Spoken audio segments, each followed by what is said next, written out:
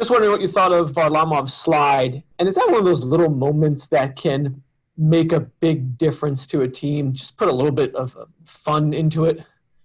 Yeah. And there's nothing like watching emotions of players after a win, especially in the team sport. And not only did you see it with us last night, you saw it with,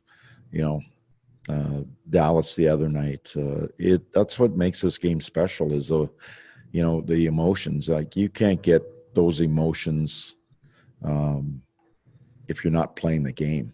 And when you have a lot of investment into the game, and those emotions are huge, and that's why I think you can't do that watching it on TV. I mean, you have great emotions that if you're an Islander fan last night that you won, but it's not at the level of those as the athletes when they win, or their coaching staff, or anybody who's really deeply involved in a day-to-day process of it. I mean, it's got a lot of investment. So I love the human element of the game, the emotion of the game.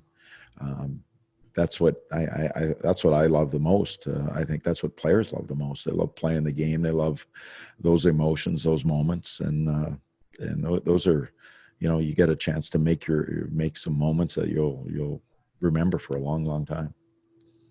Corey Wright, NewYorkIslanders.com. Barry, you kind of alluded to just how hard that game was last night. When you've got a game that's got more block shots than shots on goal, is that just the physical price it's going to take to, physical price got to pay to make a comeback in this series? You know what you find? I think it's everything at this time of year, and what you find out as you go along in the playoffs, the game is about all those commitment elements, and less about the artistic part of the game. There's that sort of gets thrown out a little bit just because so many battles happen. There's no space. There's no time. It becomes less, I'll say a little bit less creative sometimes, just because there's no space, and you got to manage the puck. You got to will yourself. You got to jump on and execute on a moment, a missed play, whatever. That's how you win in the playoffs. Colin Stevenson, Newsday. Barry, I hate to make a bigger deal about this slide than I should, but it just seemed like for a guy like Varlamov, who just, at least to us anyway, we don't see, any motion out of the guy. Is that sort of like weirdly out of character for him, or is he kind of a guy that like behind the scenes you think might do something like that? No, I think you're making too much of a big deal about it. I mean, he's a guy that loves to have fun. He's a guy that takes his craft very seriously. No, it's not out of character. That's a man showing emotion, and he loves to laugh. He loves to smile. Loves to have fun, but he never doesn't get the part to play, and don't mistake time to play and a time to work. He has those in really good order, and it's not a surprise that he would do something like that at all. Ryan Rashog, TSN. Barry, I wanted to ask you about Jordan Eberle. You talked about the pressure that he puts on himself, to produce offense, and he has that expectation of himself. How do you see him dealing with that pressure? And I guess, you've seen him really, really hot, scoring goals game after game. And then you've seen him go on little stretches where he goes dry. And what's the difference in his game in those two times?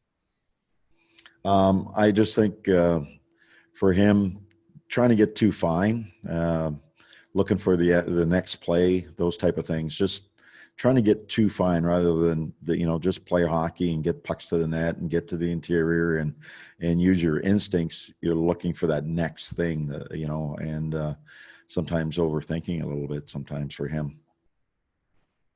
Take a couple more for Coach Chris King, New York Islanders Radio. Yeah, Barry, could you just take me through that penalty kill that ends regulation and starts the overtime? You limited them to just 2 shots, and the sacrifices your guys made to get Bo out of the box there? I can't walk, and I'm blanking out on it because I almost had a heart attack when we took a 4-minute penalty. that time of the game. But a lot of it was a lot of commitment. We made, Lane made a slight adjustment, and they made an adjustment on us in terms of what they did as well. But it was just real good reads, the penalty killers being prepared, and then huge sacrifice when we needed it. And we took away a couple of their options. They still got some, some almost looks, which could have been very dangerous. And it's just the preparation that went into it, the commitment that went into it, and then you're going to need a save or two, and all that happened. And you talk about pressure moments, big moments where you could be out of a series, and guys rallied around that penalty, around Bo, because Bo is a big part of what we do, and got it done. And from that point on, I think our bench got a little bit of boost from that. The special teams play such an important role sometimes in emotion for your team and momentum, and that gave us a little momentum. It definitely did. And we'll take the last question. Andrew Gross, Newsday.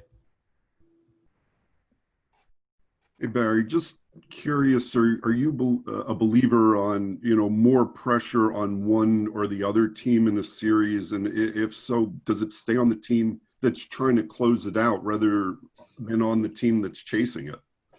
Well, put it this way. I'm going to say, I don't know. We sort of look at it one game at a time. We have one life left.